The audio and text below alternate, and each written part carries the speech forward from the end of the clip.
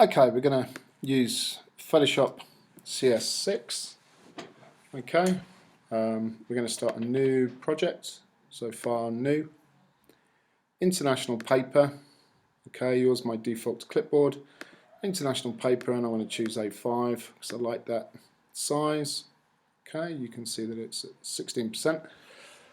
Okay, so what we're going to do is the first thing we're going to locate source and put in an image.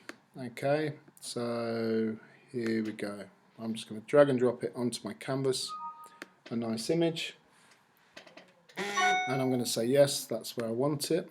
I'm going to use the crop tool. You can see there, crop tool, and I'm just going to crop around my image. Might help if I zoom in a bit. Okay, crop tool. There we go, and I go, yep, that's what I want. Okay, so I've got my image in. I can, so we're going to add a rectangle. Remember that you need to pre-select the color, so I'm going to have a nice black to begin. Rectangle tool, it's going to be black, it's going to come through black, and I'm going to do it just to about there. Okay, and then I'm going to add some text to this. So I click on the text tool, click in the box, and I'm going to type fossil fuels. Okay, now you can see that I'm writing in black on black. Not a very clever idea. So if I change the color maybe to white, okay, you can see that it's there, but it's small. So I'm going to change the text size to maybe too big. 24, 18. Okay, and I'm going to say yes to that.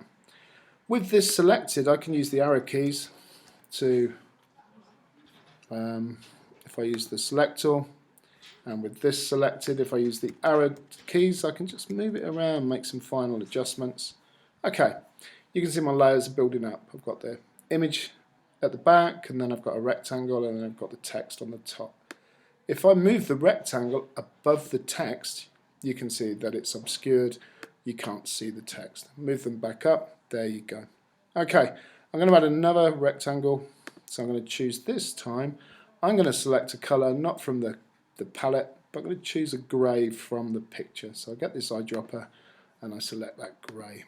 Okay, and then I'm just going to drag and I'm going to drop my box there. And I want to change the opacity. I'm just going to change this down from 100, maybe down to 26. No, too much because it's grey. Maybe 30, 47, 50. Okay, maybe that, 67. Okay, with the other colours, and when you play with it, you might get a better result. Okay, I'm going to add some more text. Is it time for a change? Question mark. Okay, so I made a mistake there. I can just click with the text tool and change my text. I highlight my text. Okay, and then I'm just going to change the size of this to sort of 12, and the color I'm going to make black. Okay. Okay, and as I said before, if you use this tool, I don't know what it's called. Is it called pointer? Move tool. Okay, and I select that layer, then I can use my arrows just to fine tune where that is. Okay, I've got a bit of a mess over here, so I'll just crop this again, just a little bit there. Okay, and go okay. I think that's all right, actually. I don't know what you think. So, file, save as.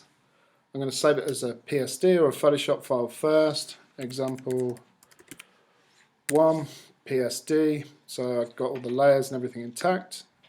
Okay, I'll save it. And then I'm going to save it as a JPEG as well. So I go save as, example 1, not as a PSD, but as a JPEG.